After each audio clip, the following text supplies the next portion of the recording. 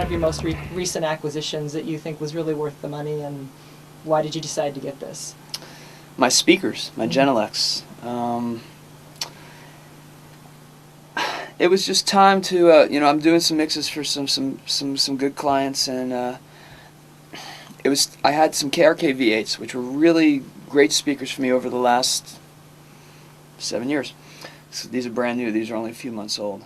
I was having actually a problem with one of them, was cutting in and out once in a while, and instead of trying to diagnose and try and fix and call KRK and try and figure out what the problem was with something that's intermittent, which can be such a headache, just trying to figure out something that's working 1 minute and it's not 2 minutes later, and then 5 days later it's fine for another month.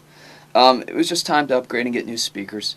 And I called around, I asked some friends that are in the industry, some big mixers that were using these speakers, these Genelecs, which ironically I wasn't a fan of the Genelecs before.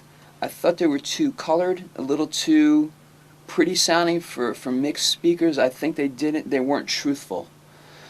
And I called around, I asked around, and I spoke to everybody and their grandmother, which is what I do before I always buy gear, get opinions. And then you got to listen. So I called the local audio guy down here who sells to all the big studios, like Hit Factory down in Miami, Mike Harris Audio. And I said, Mike, I've already asked around, I already have some answers in my head. What do you think's the best, most accurate, truthful speaker? And he says, you got to listen to the new Genelecs. Okay, I said, actually about 4 people have told me that so far. Why? He says, well, first of all, they have a new software thing that they tune to your room. It's not just the sound of the speaker and the software and the special microphone analyzes your room, your situation, and makes corrections according to what it's hearing. So they should be dead on accurate. Well, they are. I own them. I love them. Costly, they're not cheap, but anything good in this business usually is not cheap. It's usually a couple bucks. But you want to work with the big dogs, you got to have the big dog equipment, for the most part. There's a couple engineers that can make anything sound good. I know that they could work on a Mackie analog board and make it sound great, but that's not me. Anyway, so the Genelecs, they're dead on accurate. I love them. They're tuned for my sweet spot when I'm mixing. I sit there and what I'm hearing is what I get when I leave the studio. Where the other speakers I was always second guessing.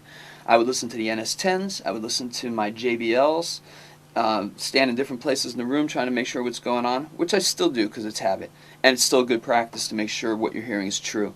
But the Genelecs, I'm finding very little coloration. They're about as dead on accurate as it gets.